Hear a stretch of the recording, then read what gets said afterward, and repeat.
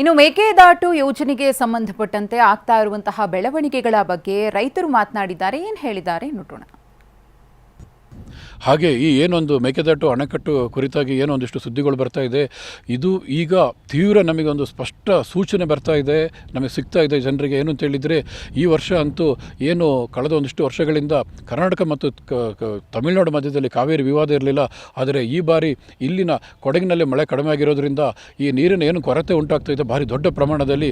ಈ ಬಾರಿ ಕರ್ನಾಟಕ ಮತ್ತು ತಮಿಳುನಾಡು ಮಧ್ಯದಲ್ಲಿ ಕಾವೇರಿ ನೀರಿನ ವಿವಾದ ದೊಡ್ಡ ಮಟ್ಟದಲ್ಲಿ ಭುಗಿಲೇಳುವಂಥ ಒಂದು ಇದು ಕೂಡ ನಮಗೆ ಸಂಭವ ಕಾಣ್ತಾ ಇದೆ. ಅದರ ಜೊತೆಯಲ್ಲಿ ಒಂದು ಕೃಷಿಕನಾಗಿ ನಿಜಕ್ಕೂ ನನಗೆ ಏನೊಂದು ಬೇಜಾರು ಅಂತ ಹೇಳಿದರೆ, ಕೊಡಗಿನಲ್ಲಿ ಈ ಏನೊಂದು ಗದ್ದೆಗಳೆಲ್ಲ ಕಂಪ್ಲೀಟ್ ಡ್ರೈ ಆಗೋಗಿದೆ, ಭತ್ತದ ಕೃಷಿ ನಡೀತಾ ಇಲ್ಲ. ಸೊ ಆ ನೀರನ್ನು ಹಿಡಿದಿಡುವಂಥ ವ್ಯವಸ್ಥೆಗಳಾಗ್ತಾ ಇಲ್ಲ ಈ ಮಣ್ಣಿನಲ್ಲಿ.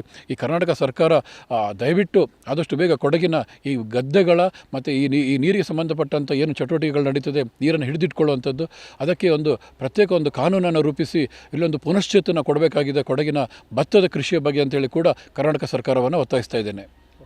ನಾನೊಬ್ಬ ಸ್ಥಳೀಯ ಕೃಷಿಕನಾಗಿ ನಿಜಕ್ಕೂ ಈ ಒಂದು ಆತಂಕದ ಏನು ಪರಿಸ್ಥಿತಿ ಕೊಡಗಿನಲ್ಲಿ ಕ್ರಿಯೇಟ್ ಆಗ್ತಾ ಇದೆ, ನಮಗೆ ತುಂಬ ಒಂದು ಗಾಬರಿ ಆಗ್ತಾಯಿದೆ. ಯಾಕೆಂತ ಹೇಳಿದರೆ, ಕಳೆದ ವರ್ಷ ಇದೇ ಸಮಯದಲ್ಲಿ ಏನು ದೊಡ್ಡ ಮಟ್ಟದಲ್ಲಿ ಕೊಡಗಿನಲ್ಲಿ ಮಳೆ ಆಗ್ತಾಯಿತ್ತು, ಅದರಿಂದ ಹಾರಂಗಿ ಡ್ಯಾಮ್ ತುಂಬಿ ಕೆಳಗಡೆಗೆ ನೀರು ಹರಿದು ಹೋಗ್ತಾ ಇತ್ತು ಬೇರೆ ಬೇರೆ ನದಿಗಳಿಗೆ. ಹೋದಂಥ ಈ ನೀರು ಏನಿದೆ ಅದು KRS ಇರ್ಬೋದು, ಕಬಿನಿ, ಮೇಕೆದಾಟು, ಬೆಂಗಳೂರವರೆಗೆ ಅವರಿಗೆ ಕುಡಿಯೋ ನೀರಿಗೆ ವ್ಯವಸ್ಥೆ ಆಗ್ತಾಯಿತ್ತು. ಹಾಗೆ ಆ ಭಾಗದಲ್ಲಿ ಎಲ್ಲ ಕಡೆ ಕೃಷಿಗೂ ಕೂಡ ತುಂಬ ಅನುಕೂಲ ಆಗ್ತಾಯಿತ್ತು. ಆದರೆ ಇವತ್ತು ಏನಾಗಿದೆ ಅಂತಂದರೆ, ಕೊಡಗಿನಲ್ಲೇ ನಮ್ಮ ನದಿ ತೊರೆಗಳು ಎಲ್ಲ ಬತ್ತಿ ಹೋಗ್ತಾ ಇದೆ.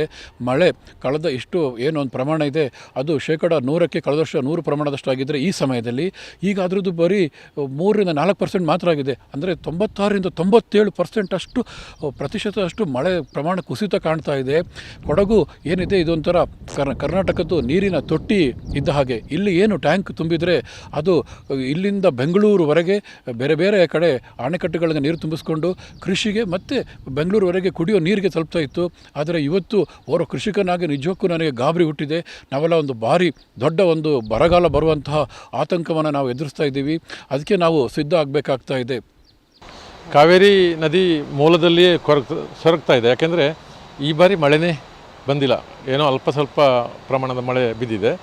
ಪ್ರತಿ ವರ್ಷ ಈ ಜೂನ್ 2ನೇ ವಾರ 3ನೇ ವಾರ ಬಂತು ಅಂದರೆ ತುಂಬಿ ಪ್ರವಾಹ ಬರುವಂಥ ಇದು ಅಪಾಯದ ಮಟ್ಟ ಕೂಡ ಬರ್ತಿತ್ತು.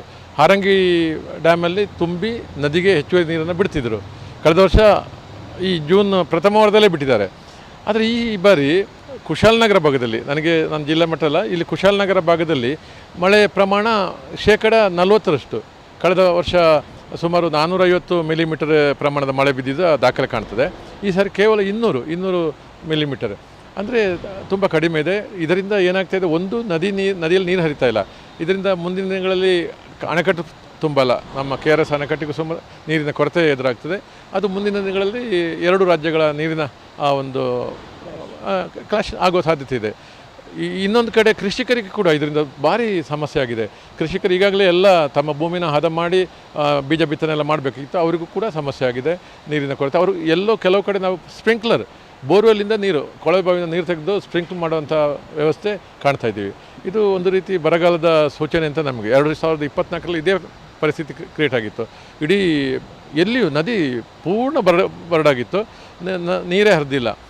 ಕಳೆದ ಬಾರಿ ಮೇ ತಿಂಗಳಿಂದ ಪ್ರಥಮ ವಾರದಿಂದಲೇ ಮಳೆ ಬಂದಿದೆ. ನಿರಂತರ 6 ತಿಂಗಳು ಕಾಲ ಮಳೆ ಬಿದ್ದಿದೆ, ಒಳ್ಳೆ ನೀರು ಬಂದಿದೆ ಮತ್ತು ಭೂಮಿ ಕೂಡ ಒಂಥರ ಫಲವತ್ತಾಗಿತ್ತು. ಇದು ಈ ಸಾರಿ ಸ್ವಲ್ಪ ಸಮಸ್ಯೆ ಆಗುತ್ತೆ, ಕೃಷಿಕರಿಗೆ ತುಂಬ ತೊಂದರೆ ಆಗುತ್ತೆ. ಜೊತೆಗೆ